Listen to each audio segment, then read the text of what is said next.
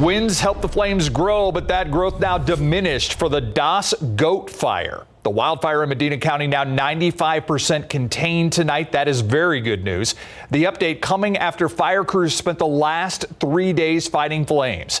The night team's Lee Waldman is in Medina County tonight. Lee joins us live. Lee, great news about that fire almost being out, but officials say their work is far from done, correct? Exactly, and that's because of the winds that you're seeing right now, dangerously high winds throughout the week, and also this dry ground and dry brush. All of this leading to perfect conditions. Even a small spark could spark a massive fire and cause more of the devastation we've seen firsthand. For the first time since it sparked Friday evening, we're seeing the Das goat fire scar. Ash, burnt leaves, scorched trees all along County Road 271. This spot not far from where the fire ignited. We thought this was a great area. We loved it, and we loved that it was just so secluded and everything. Never thought about forest fires.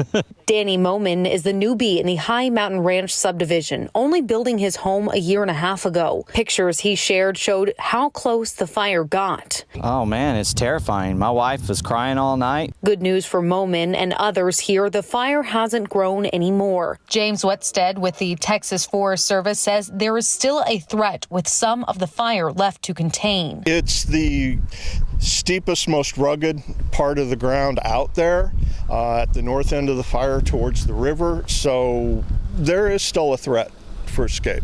When dealing with a wind-driven fire like this, crews will create fire lines around the fire to cut the flames off from its fuel. Then firefighters will make sure there's no lingering hot spots hiding in the root systems or inside of trees, ensuring no embers will blow out beyond their lines. So when we've got to the point where we feel this section of line is secure and the fire is not going to escape because we've done that work, we call it contained. Simply containing the fire is the biggest battle out here, but not the only one. We had six poles down, 8 were damaged.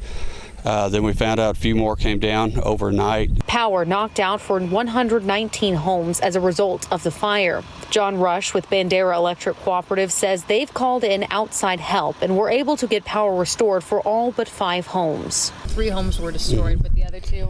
We're reaching out to them personally to let them know the status of their restoration.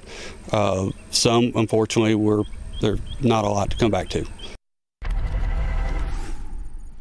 As long as nothing significant happens here overnight and into tomorrow, the Texas Forest Service tells us they expect to have 100% containment by tomorrow night. And in the morning, the road behind me here will open up to residents who live in the High Mountain Ranch subdivision, some of them seeing their homes for the very first time since they evacuated.